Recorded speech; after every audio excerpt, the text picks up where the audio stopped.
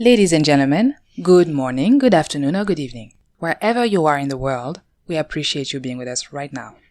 This is Lovey Life, a DOM podcast. DOM is a digital and bilingual media company specialized in law at a supranational level. So, for all news, comments, analysis related to law in Africa and in the rest of the world, go to our website dom-online.com and follow us on our social media platforms, the links of which are listed below. This, however, is neither a technical nor a political podcast. To be honest, sometimes it's barely a legal one. The only prerequisite needed is to have an open mind and 30 minutes or so to spare. We sometimes will have guests from everywhere around the world, and we will always be keen to hear your thoughts. We have a fantastic episode for you today, so please stay with us and weigh in while we argue the case. Lovey Life. Disclaimer. Today's podcast is more on the legal side when we compare to the beginning of the second season. That is not to say that it will be a lecture, but, it's a tad bit more legal. Please give me a chance, okay? One of the most common words used to describe the study and practice of law is boring. And, though I feel completely attacked personally, I can certainly appreciate why that would be the case. A great deal of time is spent reading fairly long and sometimes pompous arguments, drafting very long documents, all of which is compounded by the fact that sometimes you have no real control on your schedule. Especially so if you are working in a law firm, where you are working to support your client. And these clients, let's be honest, can sometimes be extremely tiring. I can even go as far as agreeing that there are areas of law I too find extremely dry. For example, one of my first real work experience was in corporate law, not international law. And in my day-to-day job, I had to draft contracts, offer for tenders, and operative procedures. And let me tell you that after a year, if I'm being honest, after 3 months, I knew for a fact that this would never be what I would do for the rest of my life. So I assure you, I get it. But if you will allow me, I will take up for my comrades in arms and defend the honor of the legal industry. Because there is something fascinating about law, and it is one of the reasons why we started our podcast. You see, law and life are intrinsically linked and have been since the beginning of time. Ever since the first men gathered around the first fire, there have been some rules that had to be respected unless one was willing to deal with consequences of these mistakes. Mostly deadly ones. Time has passed. The outcome of the sanctions have become less bloody in most cases around the world, but law remained and remains, and even expanded, touching more and more areas of life. The second episode we ever recorded was titled The Chicken or the Egg, and it dealt with the case of Roe v. Wade, synonymous with the right to abortion in the United States, and the legal chaos that ensued. Both sides, the pro-life and the pro-choice, stand firm, and each side is certain to not only be right, but also to have the moral high ground. We're not going to revisit the whole episode. That would be cheating. But if you are interested, The Chicken or the Egg is obviously available anywhere you get your podcast and on our website, dom-online.com. The point is that there are new areas of law almost every day, it feels. And as a lawyer, it is on the one hand maddening, because you have to keep abreast of all the new legal concepts that happen in your field of expertise in case that can have an impact on your work. But it is also really interesting because you get a glimpse on what society thinks deserve attention. As lawyers, our expertise is the technique of the law. It is to solve an issue presented to us. That is why we charge what most people feel like is an outrageous amount of money per hour. What do you think, by the way? I'm curious. Do you think lawyers and liberal professions at large are asking too much money for their services? Not enough? Or are they being fair? Did you ever have to secure the service of a lawyer? Tell me. I'm nosy. To get back to the point, because yes, there is a point, professionals, and I think it's true for most professions and industries, are sometimes so engulfed in the minutiae of the day-to-day work that we forget to look at the bigger picture, and it is only when there is something new or out of the ordinary that we remember why we do what we do. In law, it is the case when a new branch starts to emerge, because usually it happens through the course, and then you get to see the ingenuity and agility of a legal mind. But also, you are reminded that fairness is the North Star of the judicial process.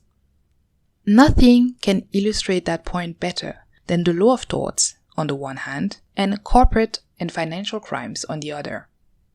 Of course, with some notable exception due mainly to human rights and customary international law, law is country sensitive, and both disciplines are no exception.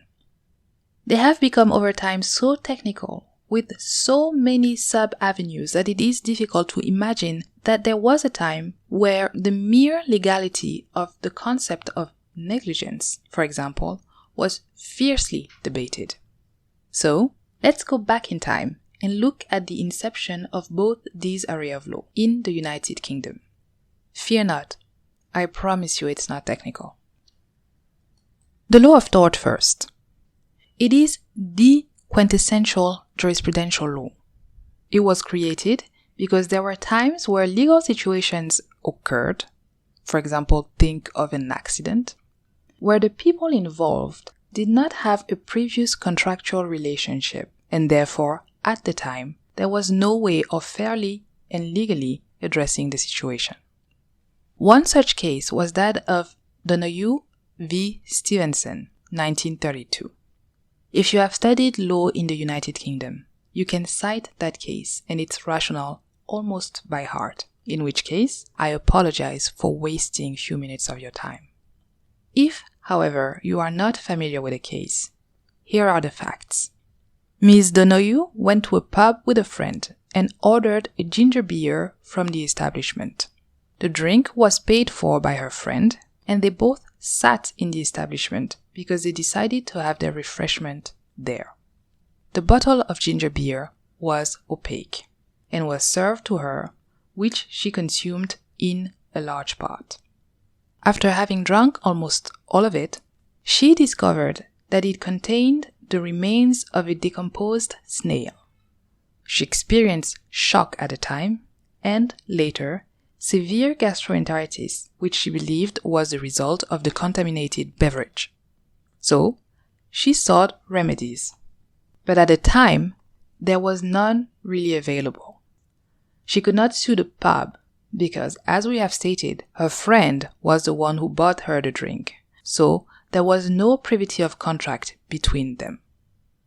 And also, because even if she could sue the establishment, the bottle was opaque and sealed when it was presented to her. So clearly, there was no tampering from the pub. So, she rolled up the dice and decided to directly sue the manufacturer. The matter was hotly debated and had to reach the House of Lords. And, by a majority of 3-2, the supreme body of the land held that a manufacturer was under a duty to the final purchaser or consumer to take reasonable care to ensure the article was free from any defect which would be injurious. In his opinion, Lord Justice Atkins stated that, and this is a quote, "The liability for negligence is no doubt based upon a general public sentiment of moral wrongdoing for which the offender must pay." End of quote. And later, in the same opinion, quote, "The rule that you are to love your neighbor must become in law, you must not injure your neighbor, and the lawyer's questions, who is my neighbor, receives a restricted reply. The answer seems to be persons who are so closely and directly affected by my act that I ought reasonably to have them in contemplation as being so affected when I am directing my mind to the acts or omissions which are called into question. End of quote. Lord Justice Tomlin went even further and stated, quote, "If the appellant is to succeed, it must be upon the proposition that every manufacturer or repairer of any article is under a duty to everyone who may thereafter use the article to exercise due care in the manufacture or repair." End of quote. That case, delivered in 1932, less than a century ago, was the first one in the United Kingdom to establish negligence as a tort in its own right, and care as a duty even when there was previously no relationship between the parties. It sounds very normal and even trivial now, but at the time it was a revolution, and it was rooted, as stated, in the notion of fairness, of morality, and, dare I say, of conscience. The law of tort grew so much in 90 years and extended to so many areas like professional negligence, defamation, nuisance, pure economic loss, and you name it, anything else.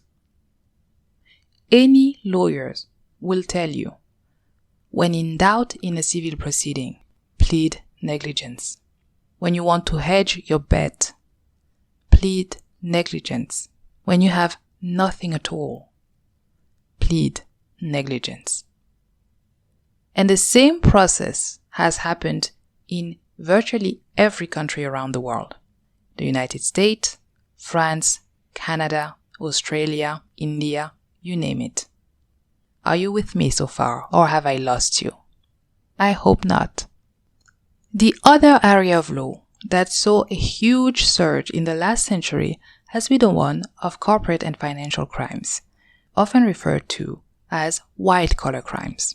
The vast majority of people who pay their taxes were outraged to read that corporations always found a way to pay less or nothing at all, engage in predatory behaviors, speculate without any factual basis, with devastating consequences on their workforces and even sometimes their economies, collude to agree on a price that would make the consumer spend more, etc., etc.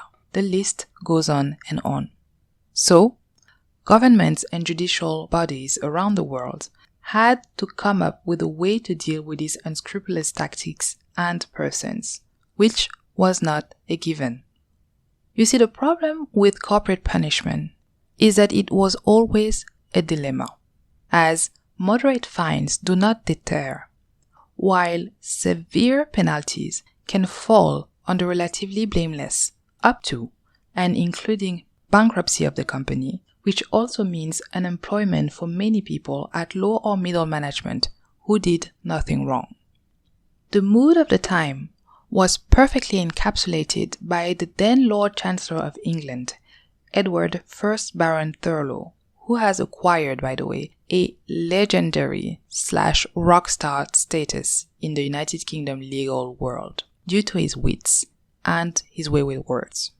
One of his most famous quotes was, quote, "Did you ever expect a corporation to have a conscience when it has nobody to be kicked and no soul to be damned?"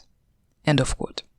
Given that the answer to Lord Thurlow's question was clearly no corporation will grow a conscience by itself, laws around the world have evolved trying to prevent and punish unlawful behaviors, sometimes to great success, and in some instances, it did more damage than good. The latest and boldest attempt in that line has been spearheaded by the OECD, which published a due diligence guideline for responsible business conduct, targeting multinational corporations. And here is the international element that I know you were dying to find. The guideline actually establishes 6 major areas that have to be taken into consideration by these multinational corporations. Number 1, embed responsible business conduct into policies and management systems. Number 2, identify and assess actual and potential adverse impacts associated with the enterprise's operation, products, and services. Number 3, seize, prevent, and mitigate adverse impact. Number 4, track implementations and results. Number 5, communicate how impacts are addressed. And 6, provide for or cooperate in remediation when appropriate. Guidelines are very practical tools because they are general and because by definition they are non-mandatory. So, oftentimes, the target audience picks and chooses which measure it wishes to enforce and to what extent. Therefore, sometimes it falls on the state to transform the guidelines into actionable measures that must be followed to a certain standard in order to stay compliant with the rule of law. So, having this in mind, France adopted a law in 2017 referred to as the Law on the Duty of Vigilance. It is the first in the world of its kind and is perhaps the starting point of a new area of law at the intersection of business on the one hand and human and environmental rights on the other. This law creates a new obligation to prevent and remedy human rights violation and environmental damage caused by the multinationals' activities and by the activities of their subsidiaries, subcontractors, or suppliers with whom an established business relation is maintained. So, what entities does the 2070 French law target? It concerns companies established in France that employ at least 5,000 employees in France or 10,000 worldwide. It applies to the activities of the company itself, parent company or ordering companies, companies that directly or indirectly control subcontractors and suppliers with whom an established business relationship is maintained, and all industries and sectors are concerned, as long as one can prove serious violations of human rights and fundamental freedoms, the health and safety of persons, and the environment. How does it work? Well, essentially, companies subject to the duty of vigilance now have the legal obligation to publish in their annual report and to effectively implement a vigilance plan in order to identify and prevent risks of human rights and environmental violations.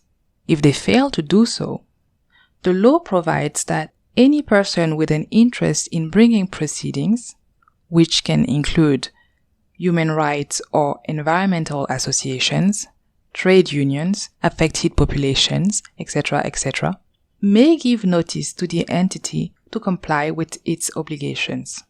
After 3 months from the date of the formal notice, if the company still does not comply with its obligations, it is possible to refer the matter to the judge so that the judge can order the company to do so, if necessary, under financial penalty. According to another provision of the law, the civil liability of the corporation may be incurred in the event of failure to comply with its obligations, meaning if the conception and/or implementation of the plan are defective. Victims must then be able to demonstrate to judges that violations and damages have occurred and that they are the result of a breach of due diligence. The company may be required to pay damages to victims, but only in the case of a lack of plan, an insufficient plan, or failures in its implementation. Now, as we have stated, the law is only 6 years old, which in legal term is a blink of an eye. So there is no case law to speak of that would let us know if we are witnessing the creation of a new and separate branch of law, or if in time this will be attached to either the law of torts or white-collar crimes. The first trial using this particular instrument, and by instrument you will have understood that I meant the law on the duty of vigilance, has barely started, with the first hearings scheduled in December 2022 against, well, the French Goliath that is Total Energy. What happened is that Total Energy is in charge of building a heated pipeline of more than 1,400 kilometers long, which would make it, if completed, the longest pipeline in the world, that will eventually carry oil from Lake Albert in Uganda to the port of Tilenga in Tanzania.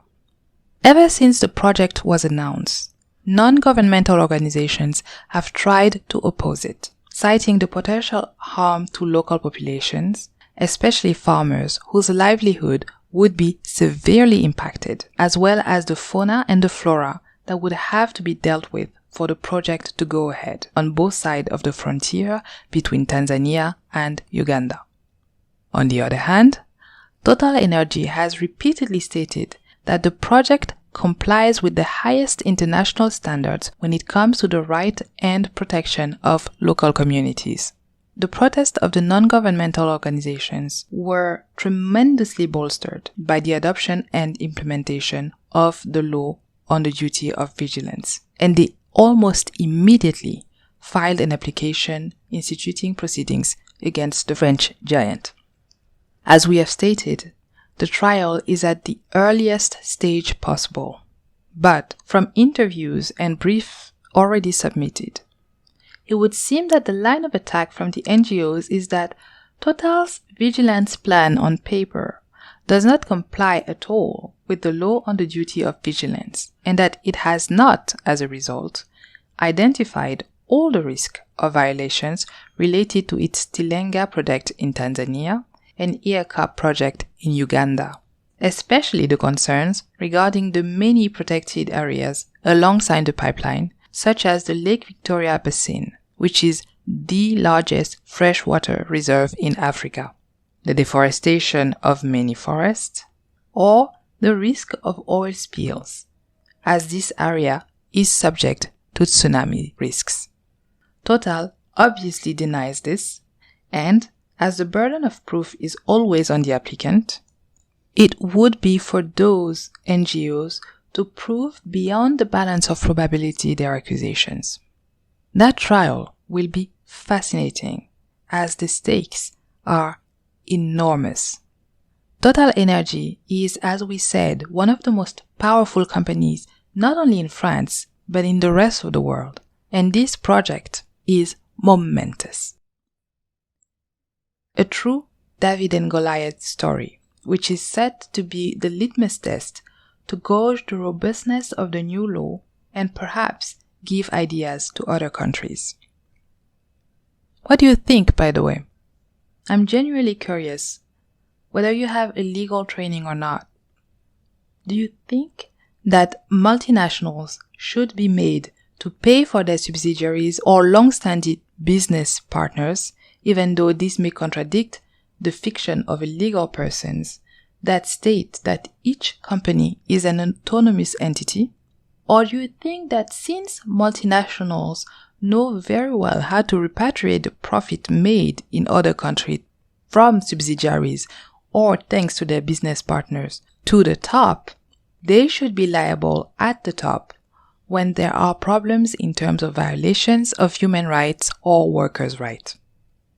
No answer is wrong at the moment, at least not until the judges come down with what we deem a satisfactory opinion. I'm myself torn, so I'm mulling it over.